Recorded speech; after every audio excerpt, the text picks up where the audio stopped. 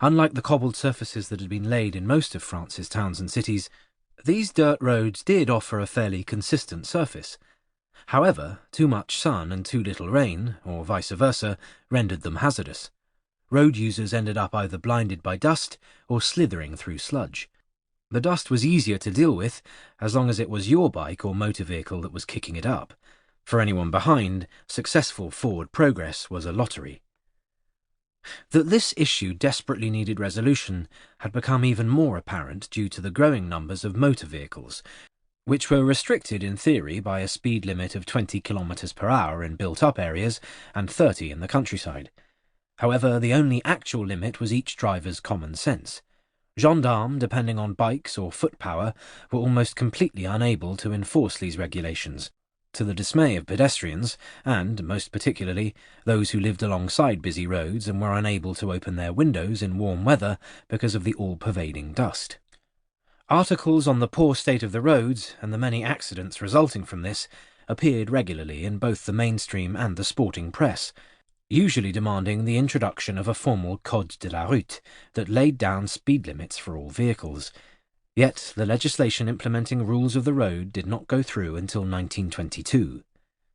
Resurfacing France's roads, though, occurred much more quickly.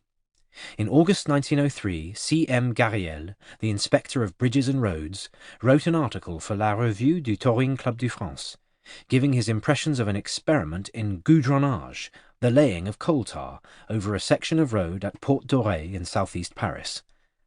At first glance, the coated section seemed clean and well sealed, and, looking even more closely, you could see that there wasn't any appreciable amount of dust lying on it, he reported, adding that the bikes and motor vehicles that passed when he was inspecting it didn't kick up the usual irritating and blinding cloud.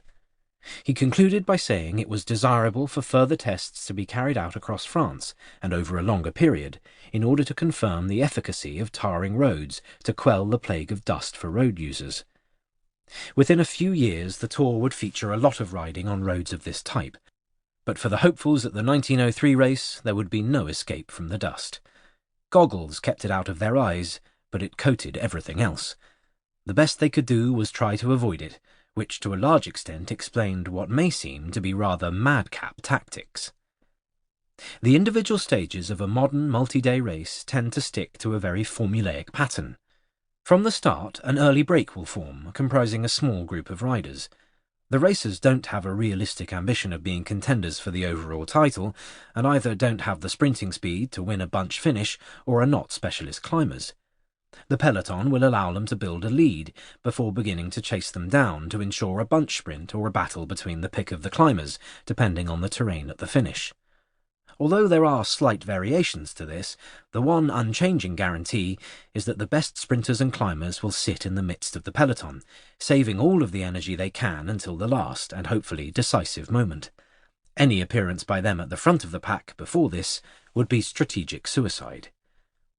In the first Tour, where, it should be remembered, the rules laid down that the riders had to race as individuals, even though several of the bigger names did belong to teams, there was absolutely no question of the favourites sitting back.